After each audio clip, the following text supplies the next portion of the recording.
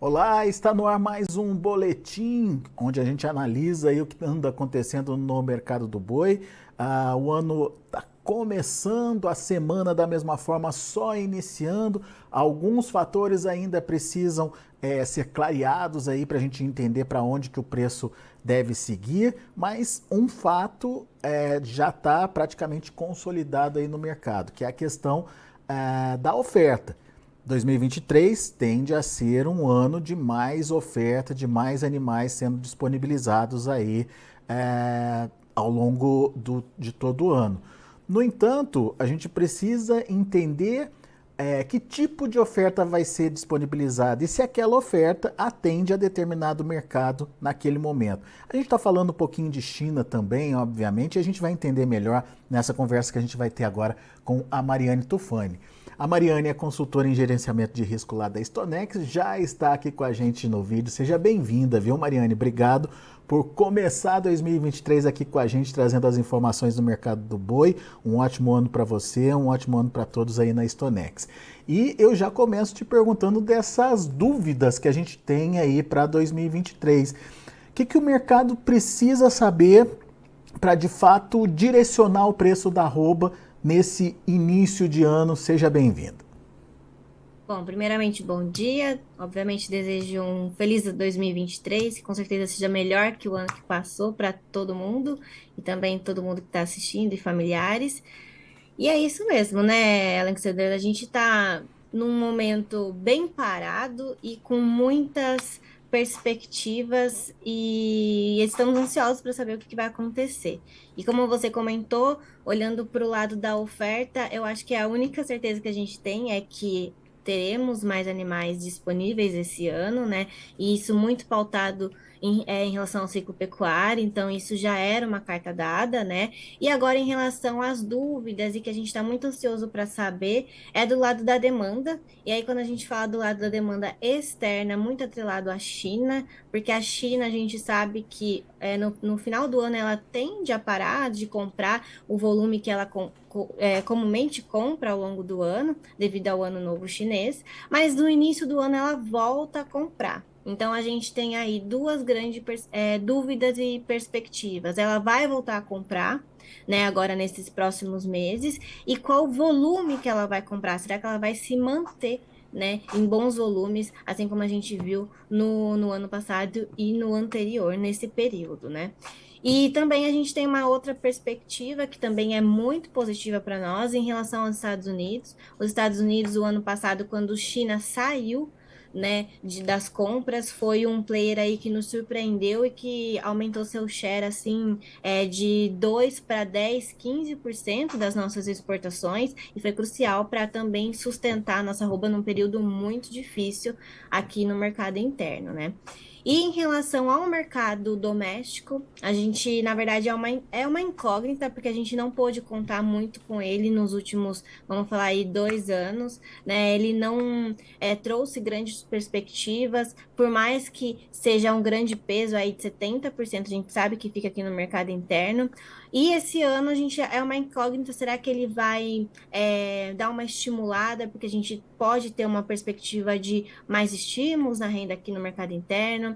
Essa oferta, esse aumento de oferta de animais, será que vai gerar mais carne no mercado interno também? O que poderia então trazer mais competitividade para a carne bovina em relação às outras proteínas que foram a preferência, né, do consumidor esse ano. Aí a gente está falando de frango, né, e de suínos. Então a gente tem todas essas incógnitas e os próximos meses que vão começar a dar sinais para onde essa demanda vai caminhar. Muito bem. Vamos começar com a China. Efetivamente, ou pela sua perspectiva aí, quando que a gente tem essa sinalização da necessidade chinesa aí, Mariane? A partir de quando? Certo. Bom, a gente tem que lembrar que as exportações, quando a gente fala nos dados oficiais, elas sempre têm um hiato aí, né? De mais ou menos 45 dias, um mês. Então, a gente vai começar a ver, de fato, os dados que vão ser registrados de exportação, acredito que a partir de fevereiro. Então, a gente vai ter um bom sinal, um bom termômetro do que vai ser. Mas, obviamente, enquanto isso, a gente vai conversando com os players do mercado para já sentir como que está a demanda e negociações com a China. Por enquanto, o pessoal está comentando que está meio paradão. Então, a gente pode ver aí, de fato, como eu comentei, a partir do próximo mês, tá? Tá.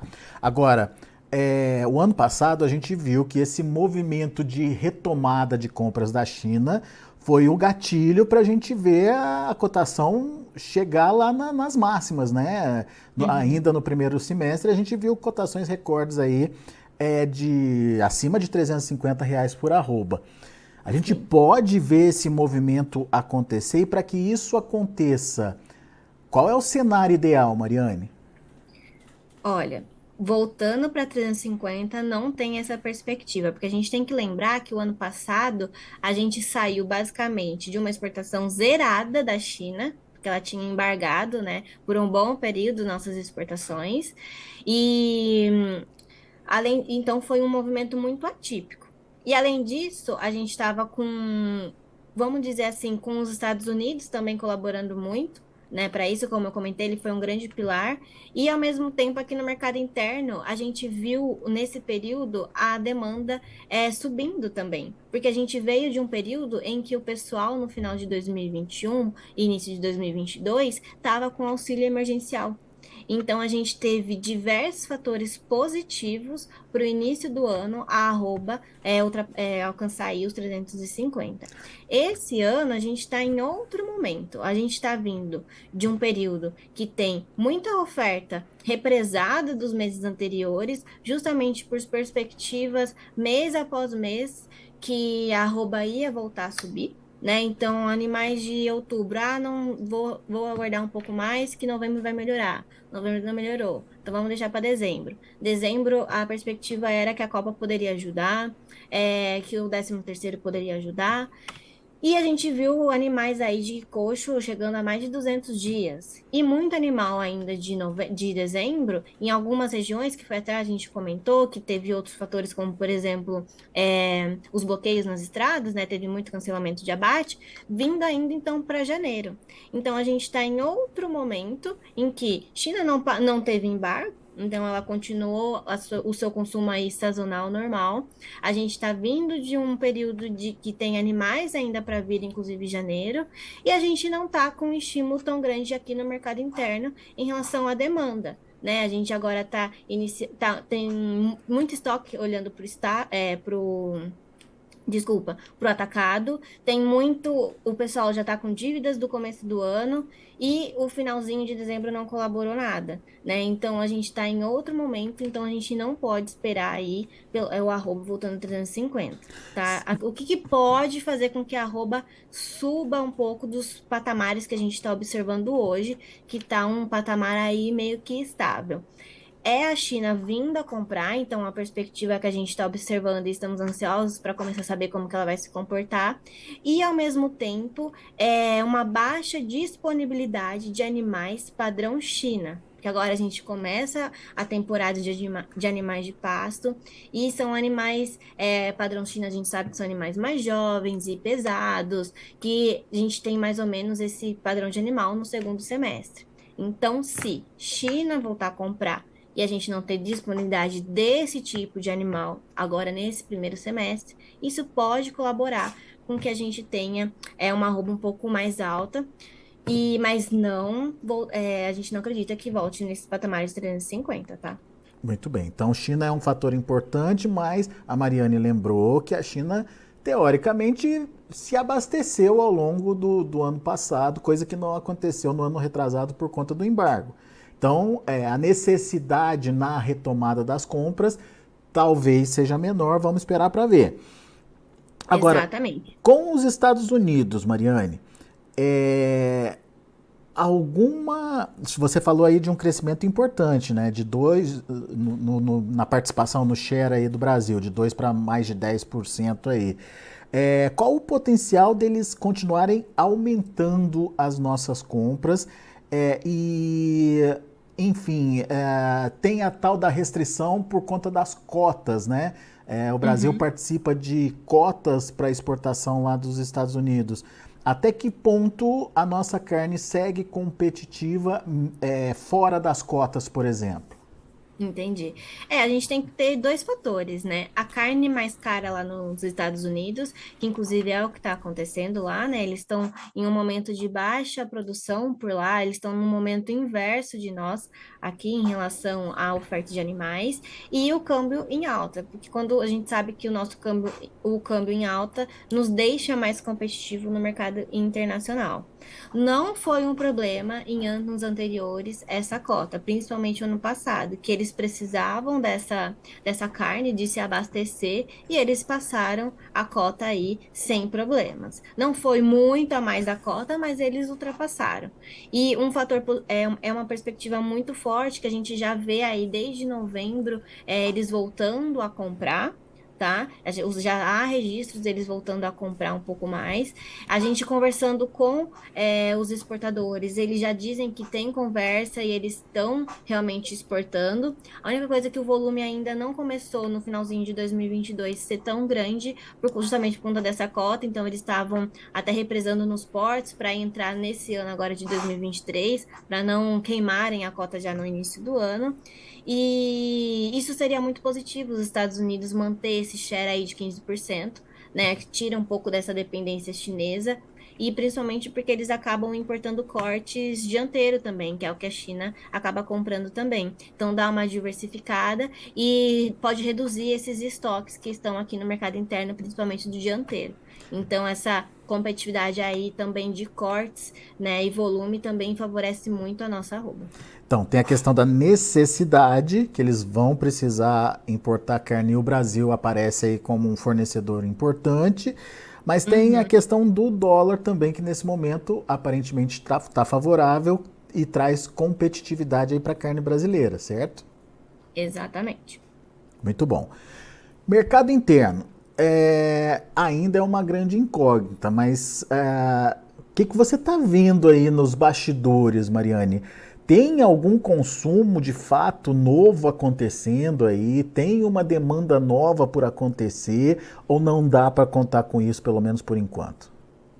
Bom, por enquanto é muito difícil dizer, porque a gente está num mês péssimo para demanda, né? A gente sabe que esse período não é muito bom de demanda, né? Olhando o que historicamente acontece, né? Porque a gente está num período que o pessoal vem de um período de festas, que já gastou muito, um período de janeiro que tem muitas contas para pagar, IPVA, IPTU, um período de férias escolares e no geral, então isso diminui também o consumo de carne, pensando nas merendas, por exemplo, né? Então o mercado interno ele está bem parado, está estocado.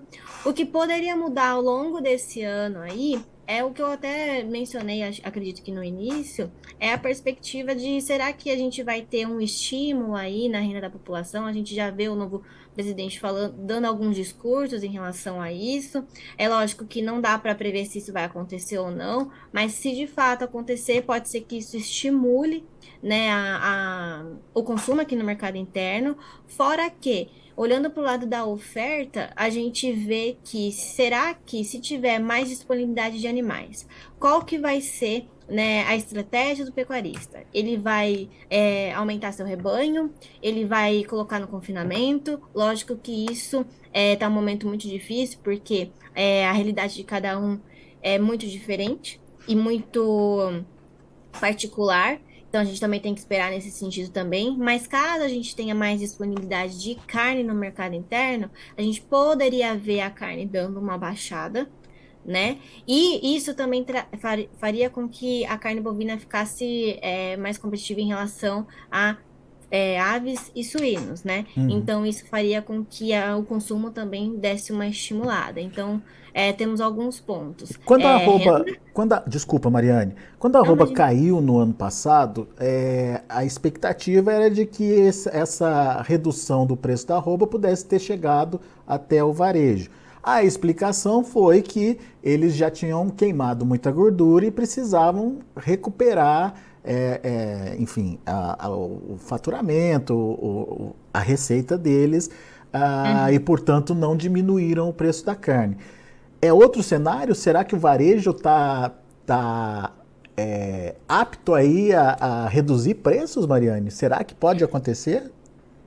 Pode ser que aconteça, tá? Aí, atrelado, aumento de oferta, que a oferta vai ser maior, pode ser que seja maior que o ano passado, e também a competitividade em relação às outras proteínas. Então, a gente vai ter que ver realmente qual que é a estratégia. Será que já recuperou um pouco da margem que estava bem debilitada em relação aos outros anos, né? Foram 2 anos aí bem complicados. Então, pode ser que isso aconteça. Temos que ver também em relação à inflação. Tem Pois diversos é. fatores, por isso que eu falo. É. É uma incógnita, mas estamos colocando possibilidades na mesa. A inflação é outro problema que tira o poder aquisitivo, né? Tira o poder de compra aí da população, né? Exatamente, exatamente. Então, isso que eu ia concluir o meu raciocínio, né? A gente tem diversos fatores que eles chocam entre si. Ao mesmo tempo, a gente pode ter mais oferta e a gente pode ter estímulos, né, na renda da população. Só que, por outro lado, será que vai ficar realmente mais competitivo em relação às outras proteínas? Será que, de fato, vai ter mais demanda? Será que, de fato, vai ter, a inflação pode influenciar ou não? Então, os estoques, como que serão? Então, acredito que, por isso que eu falo, é uma incógnita e a gente está colocando aí os cenários na mesa para a gente, pelo menos, quando as coisas começarem a rolar, a gente ver qual o caminho que está tomando. Quer dizer, o ponto de equilíbrio do preço da arroba ainda tende a ser definido, mas para isso precisa entender um pouquinho mais do que vai acontecer pela frente, certo? Exatamente. Nesse momento, o que a gente tem de preço estabelecido? Bom, em São Paulo, e aqui eu tô falando um pouco, dessa vez eu tô falando preços balcão, porque a gente está observando que em determinadas regiões, dependendo do contrato do pecuarista com o frigorífico, as bonificações podem alterar e está alterando bastante, mais que o comum, tá? Então vamos falar como que tá o balcão. São Paulo a gente está vendo negócios entre 285 e 290, Mato Grosso 255 e 260, Goiás 280 e 285 e no Mato Grosso do Sul 260. E na própria B3, né, Mercado Futuro, não está mudando muito, né, Mariane? Em fevereiro, por exemplo, mantendo aí os R$ 290 de cotação e não Exatamente. muda muito, né? Tá bem estável. O que tá caindo um pouquinho mais é justamente janeiro, né? Mas janeiro ele tá indo para um ponto de equilíbrio aí, meio que se alinhando com o físico, porque justamente está entre 285 e Uhum. 290. Então, tá bem estável. É. Muito bem, vamos esperar para ver o que vai acontecer, portanto, mas perspectivas trazidas pela Mariane. Vamos ficar de olho na volta da China, como a China volta e, obviamente, o comportamento dos Estados Unidos, que também vai ser interessante de observar aí esse ano. Esses dois grandes mercados enxugando, ajudando a enxugar a demanda, a oferta aqui no mercado interno, e um mercado interno funcionando minimamente, a gente tem ainda uma condição de pelo menos manutenção e até, quem sabe, de leves altas aí para os preços. Mas a Mariane lembrou, esquece aqueles 350, vai ser difícil de ver esse nível de preço acontecendo de novo, pelo menos nesse primeiro semestre, a não ser que a gente tenha aí uma grande surpresa. Por enquanto, não está, pelo menos nas nossas perspectivas aqui. Certo, Mariane? Perfeito. Muito bom. Mariane Tufani, muito obrigado mais uma vez pela participação conosco aqui no Notícias Agrícolas. Volte sempre. Eu que agradeço. Obrigadão. Obrigado. Tá aí, Mariane Tufani Stonex aqui com a gente no Notícias Agrícolas. China e Estados Unidos, grandes fatores aí de observação, principalmente comportamento da demanda desses países. Mercado interno se mantendo ou melhorando um pouquinho também ajuda, só que a gente tem o fator negativo, que é o aumento da oferta. No entanto, no caso específico da China, será que a gente vai ter aquela oferta de animais dentro do padrão exigido por eles, que é animal até de 24 meses, 4 dentes, enfim, todo aquele padrão China que a gente já conhece, Será que a gente vai ter disponível esse tipo de animal caso a China volte com uma grande necessidade de compra? A Mariane ponderou aí a possibilidade de essa oferta ser menor por conta do tipo de animal que está a pasto nesse momento. Isso poderia ser um acelerador aí de preço também, mas óbvio, depende do quanto a China quer comprar. Vamos ficar de olho então. Deixa eu passar para vocês como estão os negócios lá na B3 nesse momento. Mercado andando, mas sem grandes mudanças. Olha, o fevereiro R$ 290,25, com uma ligeira queda de 0,09%. E o outro contrato negociado é só o de maio, que está R$ 286,60, com queda de 0,14%. Mercado ainda bem paradinho, bem sem grandes perspectivas aí de negócios. O indicador CPEA de finalização no dia de ontem encerrou no mesmo patamar de R$ 286,85, sem alteração, portanto, também para o indicador CPEA, e que mostra aí um mercado bastante parado à espera de novidades. Daqui a pouco a gente volta com outras informações e mais destaques. Continue com a gente.